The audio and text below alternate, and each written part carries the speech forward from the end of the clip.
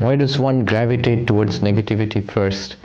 I think it is something to do with our psychology, where, you see, if we look at, evolutionary psychology, we have evolved as animals who have to be aware of danger in the environment in order to survive.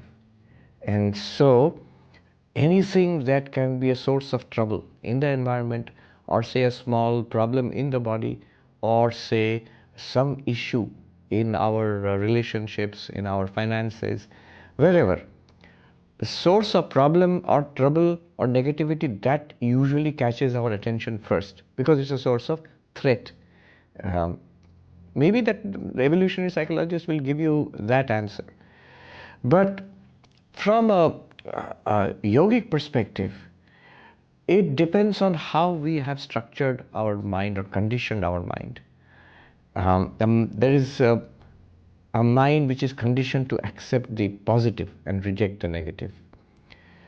So, to see the positive in every situation and in every person, and to diminish the negative, that would be ideal actually. And there are people like that. I think we have to first of all uh, change the conditioning of our minds. In every problem, for example, I remember I saw a sign put up in a school classroom many years ago. I can't forget what was written there. It was written there, in every problem, ask yourself, am I contributing to the problem or to the solution? And we will often be surprised to find that we are contributing to exacerbating, to increasing the problem, rather than being constructive and working towards solving the problem. So this alertness, we want to be good people, we want to be positive people, but in practice often we are not, because we have not self-consciously, mindfully changed our conditioning, changed our reactions, changed the way we understand things in the world and in our personal lives, in our thoughts also. So reconditioning the mind to accept what is positive, to magnify the positive, and to diminish the negative. One might say, but then this is not realistic. Realistic should be to see what is good and accept that, and to see what is negative and deal with that. True, but remember, the instrument which we have, our minds, they are not unbiased. They are usually biased towards the negative. So the way we see things in about other people, about situations, even about ourselves, generally is worse than what the truth is. So there's some positive correction is necessary.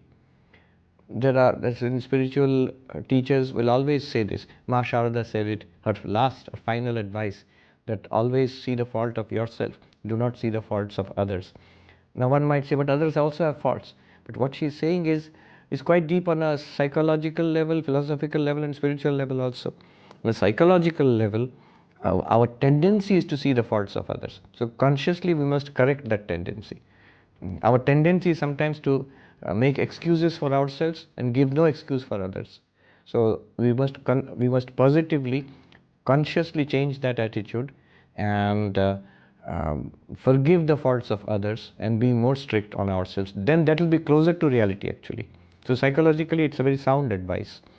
Also, it is philosophically very sound, because we and the other are not really others. According to Advaita Vedanta, there is a deep spiritual oneness in this universe. So, being critical, endlessly critical of others, seeing negative in that which is not ours or different from us, is strengthening our delusional sense of the other. So, if we can accept others, people, places, environments as our very own, that's closer to the philosophy of Advaita. So criticizing, being negative, is not philosophically, it goes against the idea of oneness, the teaching of oneness.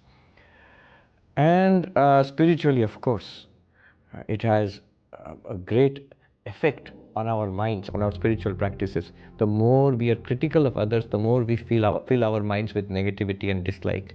And with that kind of mind, prayer, meditation becomes very difficult. And a mind which is at peace with oneself and the world can truly turn towards God.